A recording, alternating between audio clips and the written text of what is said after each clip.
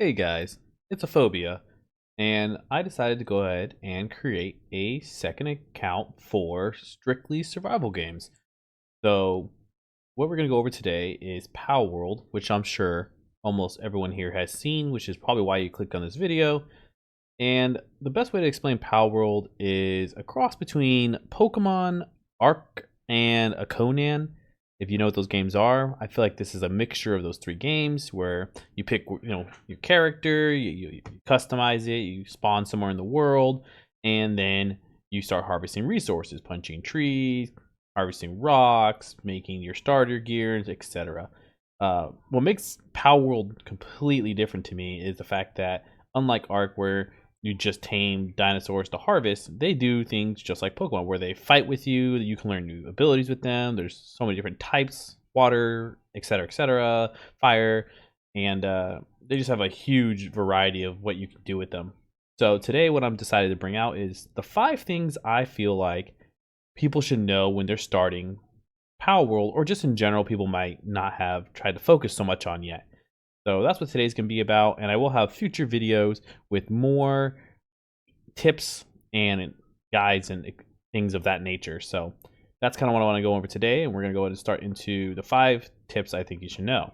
So starting off, these effigies. You'll start running around the world, and you'll see these little effigies, and they come in different colors, but the ones you'll definitely see in the beginning are going to be a bunch of green ones.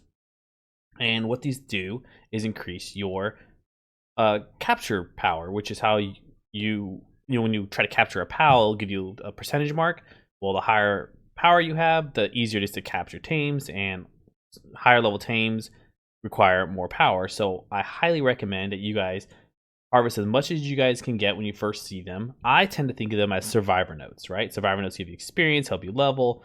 Well, for me, when I see these, I think Ark Survival Evolved, Ark Survival Ascended, get these things. They give you extra power, extra level.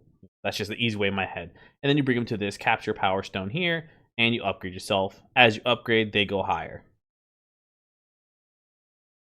Next thing I want to go ahead and go over is these fast travel points. So fast travel makes this game extremely efficient in the beginning of the game because you get technology points. Technology points are like your engrams, how you learn new structures and things of that nature. Every time you find one of these fast travel points, you go ahead and get a technology point.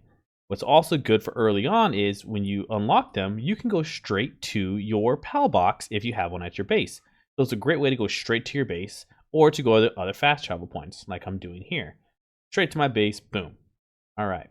Speaking of PAL box, the next thing I wanted to go over, which is the upgrade system to the PAL box. Well, people might not know is when you go into the PAL box, you'll have these quests that you have to do. And when you finish the quests that are inside of them, it upgrades your base. Upgrading your base gives you more PALs that could work on your base, and you could have more bases based on how high your level is to your base.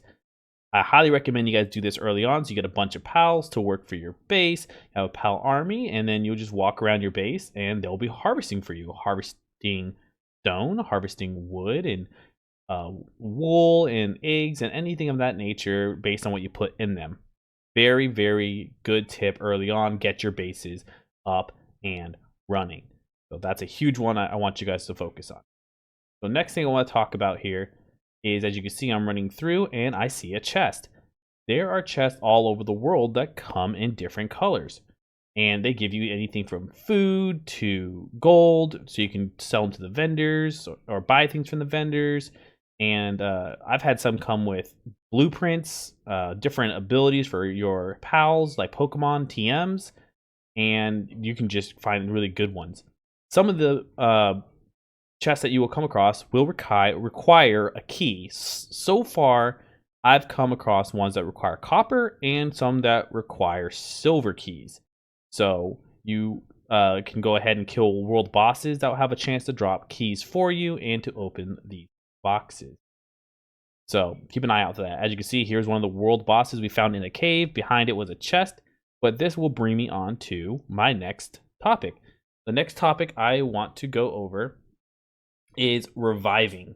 So unlike other survival games, when you die, you drop your loot and you end up having to go back and get your stuff.